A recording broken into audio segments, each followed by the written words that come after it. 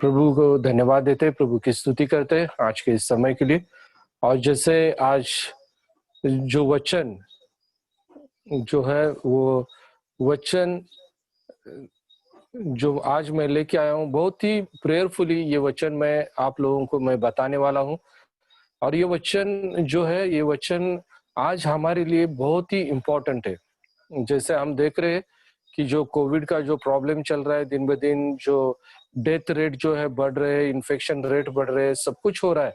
लेकिन ये सब कुछ हो रहा है, गवर्नमेंट बोल रहा है कि बाहर मत निकलो, अगर जरूरी है तो भी बाहर निकलो।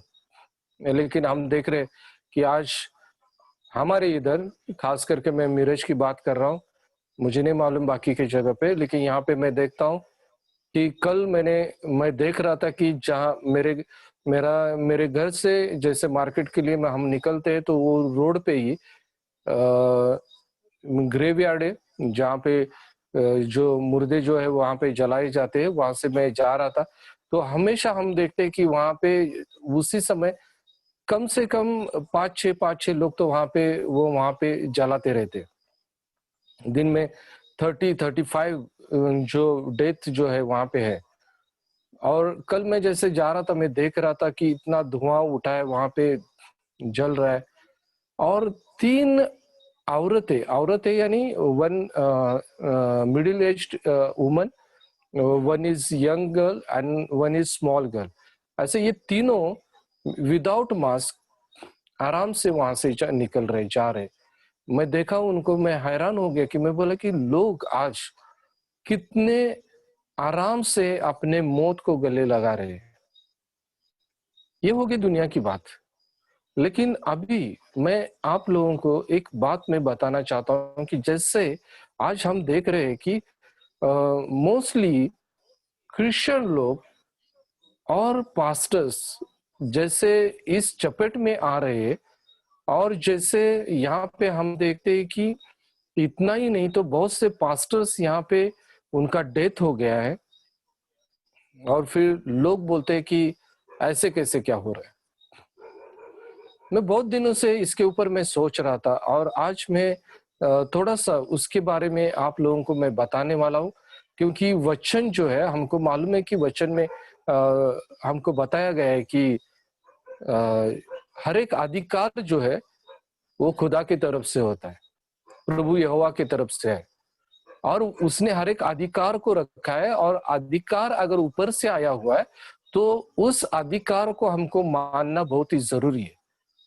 लेकिन आज हो रहा है ऐसे कि हम लोग इस अधिकार को एक्सेप्ट करने के बजाय हम इस अधिकार को रिजेक्ट करते हैं स्पिरिचुअल लेवल पे। इसको स्पिरिचुअली हम लेते, बोलते कि नहीं कि हमारे पास प्रभु यीशु मसीह है, प्रभु यीशु मसीह हमको संभालेगा, ये हमको यहाँ से ये सारी चीजों में से हमको लेके जाएगा। लेकिन आज इस समय मैं कुछ बातें यहाँ पे मैं आपको शेयर करने वाला हूं। तो हम इस समय पहला वचन हम यहाँ पे देखेंगे, वो है होशे और चैप्टर 4 और वर्स 6। होशे चैप्टर 4 और वर्स 6। अगर हम इस वचन को यहाँ पे हम देखेंगे तो हमको यहाँ पे पढ़ने के लिए मिलता है यहाँ पे कि मेरे जो लोग जो है, यहाँ पे कहा गया है कि मेरे जो लोग है वो मेरे ज्ञान के न होने से मेरी प्रजा नष्ट हो गई है। वचन क्या कहता है कि ये खुद खुदा यहोवा परमेश्वर यहाँ पे कहता है कि वो कहता है कि मेरे ज्ञान के न होने से मेरी प्रजा नष्ट हो रही है। आज हम देखते हैं कि हम प्रभु की प्रजा क्यों नष्ट हो रही है, क्योंकि ज्ञान नहीं है। और ज्ञान क्या है, तो हम प्रोवर्ब्स 1:7 में देखते हैं कि प्रभु का भय, fear of the lord is beginning of the knowledge. प्रभु का भय ज्ञान का प्रारंभ है। और आज हम जैसे हम देखते हैं यहाँ पे कि लोग नाश हो रहे क्योंकि इनके अंदर अभी क्या हो गया, ज्ञान नहीं है। तो क्या ज्ञान नहीं है? तो अभी हम कुछ बातों को यहाँ पे देखने वाले। तो अभी हम एक वचन को हम देखेंगे यहाँ पे, जो हो सकता है कि हम लोगों ने बहुत बार हमने पढ़ा होगा और उसके ऊपर मेडिटेट भी किया होगा। तो हम उस वचन को हम देखेंगे यहाँ पे, और वो वचन है कि Ecclesiastes chapter 10 verse 8। Ecclesiastes chapter 10 verse 8। यहाँ पे कहा गया कि सबोपदेशक 10 अध्याय 8 में कि यहाँ पे कहा गया कि जो गड्ढा खोदे वह उसमें गिरेगा, और जो बाड़ा तोड़े उसको सर्प डसेगा। क्या कहा गया है? कि जो बाड़ा तोड़ता है उसको सर्प डसता है। आज हमको इस चीज को समझना बहुत ही जरूरी है, क्योंकि आज बहुत से लोग हैं कि उनको ये मालूम नहीं कि हम बाड़े को तोड़ रहे। मेरे ख्याल से 90% क्रिश्चियन लोगों को, बिलीवर्स लोगों को तो 100% मालूम है कि उनके आजू बाजू में बाड़ा लगाया हुआ है। और जब उनको मालूम है कि बाड़ा है, तो किस चीज का बाड़ा है, तो उनको अच्छे से मालूम है कि उनके पास किस चीज का बाड़ा है। वो है प्रभु यीशु मसीह के लहू का बाड़ा है।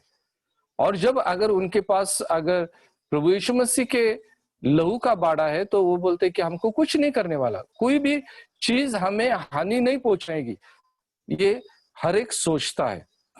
लेकिन जैसे हम यहाँ पे इस वचन को जैसे हम देखते हैं, इसको पढ़ते हैं, तो यहाँ पे हमको क्या दिखाई देता है? देखो कि जैसे हम इस वचन को पढ़ेंगे तो हमको यहाँ पे दिखाई देता है कि यहाँ पे लिखा गया है कि खुदा ने खुद यहाँ पे कहा गया है कि वो कि भोर तक तुम में से कोई घर से बाहर न निकले।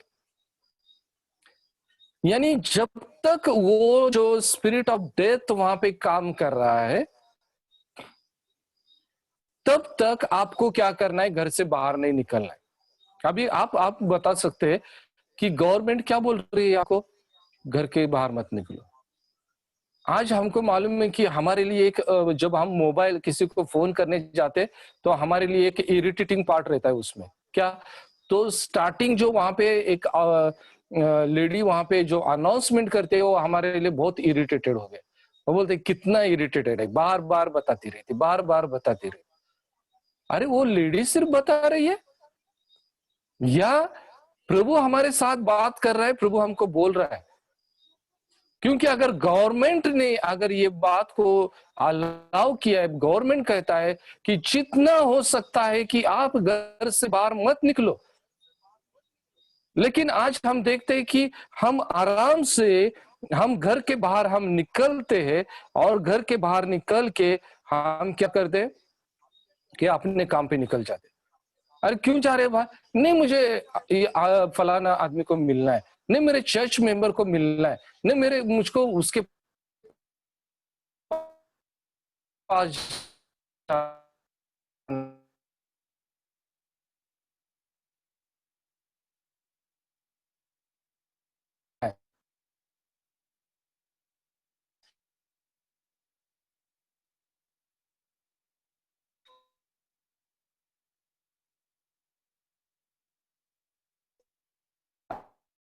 है। हम देखते हैं कि बहुत से पास्टर जो लोग हैं, ये पास्टर लोग बीमार है। यानी मैं देखता हूँ कि 90% पास्टर को शुगर है, कुछ पास्टर लोगों को हाई ब्लड प्रेशर है, कई पास्टर लोगों को अलग अलग बीमारी है। और ऐसे सिचुएशन में ये पास्टर लोग इधर उधर बाहर जाते हैं, जबकि ऐसे लोगों को बाहर जाना मना है। और इसमें हैरानी की बात यह है कि जो चर्च मेंबर्स जो है, वो चर्च मेंबर्स, क्योंकि मुझे बहुत से पास्टर लोगों ने ये बात मुझको बताया, इसलिए मैं ये ओपनली मैं आपको बता रहा हूँ कि बहुत से चर्च मेंबर्स पास्टर को चैलेंज करते हैं क्या चैलेंज करते कि आपका विश्वास है ना प्रभु के ऊपर, तो क्यों घर से बाहर नहीं निकलते? वो कहते कि घर के बाहर क्यों नहीं निकलते आप? आपको बाहर निकलना पड़ेगा। मैं आपको कहना चाहता हूं कि ये जो चैलेंजेस है, ये पास्टर बेचारे एक्सेप्ट करते हैं, क्योंकि उनके विश्वास का यहाँ पे सवाल रहता है, इसलिए वो बाहर निकलते और ये सब प्रॉब्लम होता है। लेकिन यहाँ पे मैं एक ही बात मैं कहना चाहता हूँ कि जितने मेंबर्स है, मैं कहूंगा कि पास्टर के बारे में जरूर आप ध्यान दें, और बिना मतलब के पास्टर्स को अपने घर में इनवाइट मत करो, मत बुलाओ। जितना हो सकता है फोन पे, वीडियो कॉलिंग पे आप उनके साथ बात करो, उनसे गाइडेंस लो, प्रेयर करवा के लो, लेकिन उनकी जान जोखिम में मत डालो। यहाँ पे दूसरी बात और आखिरी बात मैं यहाँ पे कहने वाला हूं, और वो है कि ये जो बाड़ा, जैसे हम देखते कि जो बाड़ा तोड़ता है, जो बाड़ा तोड़ता है उसको सांप डस जाता है। जो बाड़ा तोड़ता है उसको सांप डस जाता है। अभी यहाँ पे हम देखने वाले हैं कि हम बाड़ा कैसे तोड़ते हैं, हम बाड़ा कैसे तोड़ते हैं या बाड़ा कैसे टूट जाता है, ये हम यहाँ पे हम देखने वाले हैं। उसके लिए हम एक वचन हम यहाँ पे पढ़ने वाले, उस वचन को हम देखेंगे, और वो है अय्यूब की किताब, जोब चैप्टर 1 वर्स 10। जोब चैप्टर 1 वर्स 10। अभी ये जो 10वां जो वचन है उसमें जाने के पहले हम कुछ बात, ये सारी बातें अपने अपने को मालूम नहीं है, इसलिए मैं ज्यादा इसके डीप में नहीं जाऊंगा, लेकिन कुछ बातें, कुछ इंपॉर्टेंट बातें मैं आप लोगों के सामने मैं रखना चाहता हूं कि वहां पे जो जोब जो था, तो उसके बेटे बेटी बारी बारी एक दूसरे के घर जाते थे, खाना पीना उनका होता था, और वो अपने तीनों बहनों को भी अपने संग रखते थे, वो खाते थे, पीते थे, और फिर सुबह उठ के वो क्या करते थे, अपने अपने घर जाते थे। और जब वो घर जाते थे तब अय्यूब जो है, जोब जो है, उनके लिए होम बलि करता था, और वो सोचता था कि वो क्या सोचता था कि कदाचित मेरे लड़कों ने पाप करके परमेश्वर को छोड़ दिया हो, और ये सोच के वो उनके लिए डेली होम बलि करता था। और ये जो रूटीन था, ये रूटीन था, और इस रूटीन में ये चल रहे थे। लेकिन आगे हम देखते हैं कि जब शैतान जब खुदा के सामने जब गया, और उसने जब खुदा ने उसको अय्यूब के बारे में बताया, तो वहां पे जो उनका जो बातचीत वहां पे हो गया है, वो हम जानते हैं कि वो किस रीति से बातचीत हो गया। वहां पे जो बातचीत हो गया है, वो बातचीत क्या हो गया कि वो कहता है कि तूने अय्यूब को देखा क्या? तो वो बोलता है कि हाँ, मैंने अय्यूब को देखा हूं। और फिर यहाँ पे जब परमेश्वर उसको कहता है कि मेरे दास के समान इस पूरे पृथ्वी पे कोई नहीं है, तो वो यहाँ पे सबसे पहली बात क्या कहता है, यहाँ पे हम पढ़ते हैं, क्या तूने उसको और उसके घर को और जो कुछ उसका है उसके चारों ओर बाड़ा नहीं बांधा? यानी यहाँ पे हम देखते हैं कि जब हम ब्लड कवरिंग में जब रहते हैं, तो ये जो ब्लड कवरिंग जो है, ये ब्लड कवरिंग क्या होता है कि ये ब्लड कवरिंग हमको नहीं दिखाई देता, लेकिन शैतान को दिखाई देता है। लेकिन ये ब्लड कवरिंग किसके ऊपर होता है? हमारे घर के ऊपर, हमारे ऊपर, हमारे परिवार के ऊपर, हमारे सारी चीजों के ऊपर ये बाड़ा रहता है, ब्लड कवरिंग रहता है। और इसकी वजह से शैतान हमको कुछ नहीं कर सकता। लेकिन शैतान कैसे हमारे जीवन में काम करता है, वो हम यहाँ पे हम देखते हैं, या हम यहाँ पे पढ़ते कि यहाँ पे क्या लिखा है कि जब उसने ये बात कही, तब यहां पे यहोवा ने उसको कहा कि यहोवा ने शैतान से कहा कि सुन, जो कुछ उसका है वह सब तेरे हाथ में है, केवल उसके शरीर पर हाथ न लगाना। तब शैतान यहोवा के सामने से चला गया। मैं जब भी इसको देखता हूं तो मुझे ऐसा लगता है कि शैतान बहुत आनंद से वहां पे निकल गया। शैतान खुश हो गया, अरे अब मजा आएगा। अभी मैं दिखाता हूं इस यहोवा को, मैं दिखाता हूं कि वो इतना घमंड कर रहा है ना ये योग के ऊपर, जोब के ऊपर। मैं अभी दिखाता हूं, अभी ये कैसा इसको गाली देता है, कैसे इसको कर्स करता है, देखो। और फिर वो वहां पे गया और उसने अटैक करना शुरू किया। डायरेक्ट उसने उसके ऊपर पहला अटैक नहीं किया,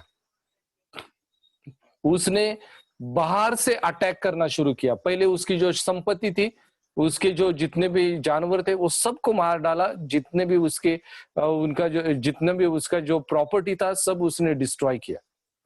उसके बाद हम देखते कि उसके जो बेटे और बेटी जो है, उनको भी उसने मार डाला। कैसे? तो जोर की हवा वहां पे उसने चलाई, जहां घर में वो बैठे थे, वो घर गिर गया और वहां पे वो मर गए। अभी ऐसे कैसे हो गया कि इनके ऊपर ये जो अटैक जो है शैतान ने क्यों किया? जैसे हमने अभी इक्लेसियस में हमने जैसे पढ़ा है कि 10:8 में, कि वहां पे लिखा है कि जो बांध को तोड़ता है उसको सांप काटता है। और हमको मालूम है कि सांप कौन है? तो शैतान है। लेकिन जो बांध कौन तोड़ता है? तो बांध न प्रभु यहोवा तोड़ता है, न स्वर्गदूत तोड़ते हैं, और न ही शैतान बांध को तोड़ता है।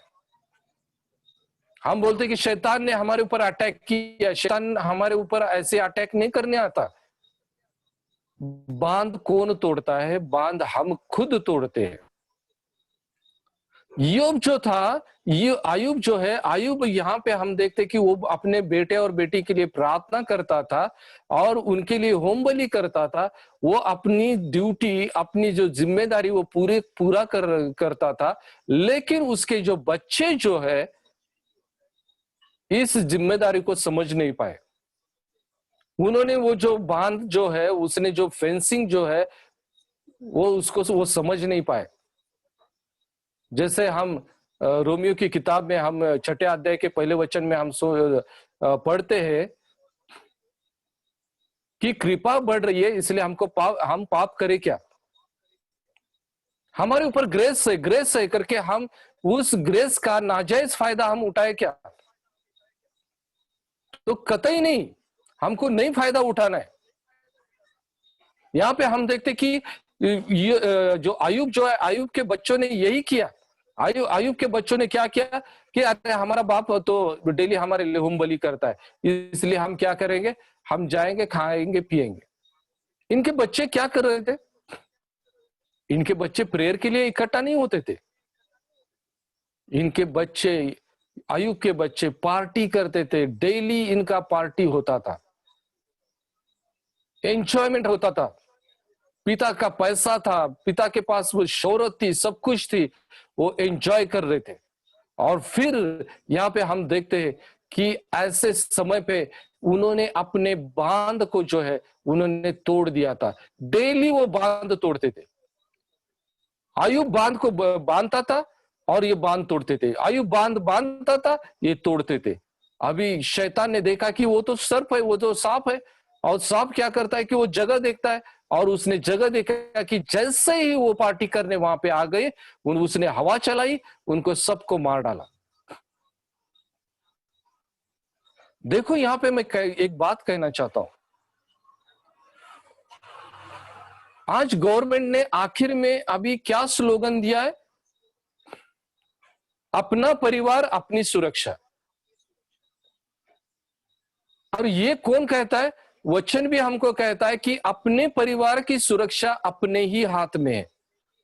अगर मेरे बच्चे अगर मेरा नहीं सुनते हैं और मेरा न सुनते हुए अगर बाहर घूमते हैं, तो उसका जो जिम्मेदारी जो है वो मेरे ऊपर नहीं है, तो मेरे ऊपर तो है ही, मेरे साथ साथ उनके ऊपर भी है, क्योंकि उनके गैर जिम्मेदारी से न केवल उनको हानि हो सकती है लेकिन पूरे परिवार को हानि हो सकती है। आज प्रभु का वचन हमको यहाँ पे साफ रीति से बता रहा है कि ज्ञान न होने के कारण, मेरा ज्ञान न होने के कारण मेरी जो प्रजा जो है वो नाश हो रही है। आज हम देखते कि हम बांध तोड़े जा रहे हैं और हमको सांप डसता जा रहा है, लेकिन हम अनुग्रह के काल में हम जी रहे हैं, इसलिए प्रभु का अनुग्रह कई कई लोगों पे है, लेकिन कई कई लोग जो है इसमें हानि पा रहे हैं और फिर बोल रहे कि प्रभु ने ऐसा क्यों किया। प्रभु अलाउ करता है, वो खुद नहीं करता, वो अलाउ करता है। वो अलाउ किसके जीवन में करता है? उस व्यक्ति के जीवन में करता है कि जिसके ऊपर उसको भरोसा है। उसका भरोसा था अय्यूब के ऊपर, इसलिए उसने वो चीज उसको करने के लिए कहा, और आज वही चीज वो हमारे जीवन के बारे में भी कर रहा है। लेकिन हमको क्या करना है कि जैसे हमने देखा है कि जो पास ओवर के फेस्टिवल में हम देखते हैं कि जो पहला पास ओवर जो था, तो वहां पे हम देखते हैं कि वहां पे प्रभु यहोवा ने साफ रीति से कहा कि जब तक वो जो आत्मा है, मृत्यु की आत्मा जब तक वहां पे मंडरा रही है, आप लोगों को घर के बाहर नहीं निकलना है। आज ये जो वचन जो है, ये वचन हमारे लिए यही बात हमको सिखा रहा है कि ऐसे सिचुएशन में हमको तभी बाहर निकलना है, इंपॉर्टेंट है। और ये इंपॉर्टेंट, लोगों का इंपॉर्टेंस मत देखो, लेकिन प्रभु के दृष्टि में जो इंपॉर्टेंट है उसी चीज को इंपॉर्टेंस दो, तभी प्रभु की सुरक्षा हमारे जीवन में रहेगी। अन्यथा हमारे जान को हम खुद गंवा सकते हैं। यहाँ पे मैं खत्म करने वाला हूं, और मैं आप लोगों को एनकरेज करना चाहता हूं कि हम इस वचन के ऊपर हम मेडिटेशन करेंगे और हम देखेंगे कि क्या सचमुच में हम इस वचन का पालन कर रहे हैं, क्या हम इस वचन के अनुसार हम चल रहे हैं क्या। हमको अभी ये देखना बहुत ही जरूरी है। अगर हमारा भाई या बहन अगर इन चीजों को करता होगा तो हमको उनको सावधान करना है, हमको इस वचनों के द्वारा उनको इनकरेज करना है और उनको बताना है कि हमको क्या करना है और क्या नहीं करना है। तो आइए इस समय हम प्रार्थना करेंगे और हमारा जीवन प्रभु यीशु मसीह के हाथ में देंगे। स्वर्गीय पिता, इस समय हम तेरे हाथ में आते और प्रार्थना करते कि जैसे तेरा वचन यहाँ पे आया है, हम प्रार्थना करते कि उस वचन के मुताबिक चलने के लिए प्रभु तो हमको सहायता कर। और प्रभु अगर आज तक प्रभु हमारे से कोई भी गलती होगी तो केवल प्रभु तेरा अनुग्रह है, इसलिए हम जिंदा है प्रभु। लेकिन इसके आगे प्रभु तेरे अनुग्रह का हम नाजायज फायदा न उठाए, लेकिन तेरे भय में प्रभु हम चले और प्रभु तेरे आज्ञाओं को माने, गवर्नमेंट के आज्ञाओं को माने, और प्रभु उसके मुताबिक हम हमारा हर काम करे। इसलिए प्रभु तू हमको सहायता कर। धन्यवाद के साथ प्रभु आगे का पूरा समय हम तेरे हाथ में देते और ये प्रार्थना प्यारे पिता यीशु मसीह के नाम से मांगते हैं, सुनर कबूल कर ले। आमीन आमीन।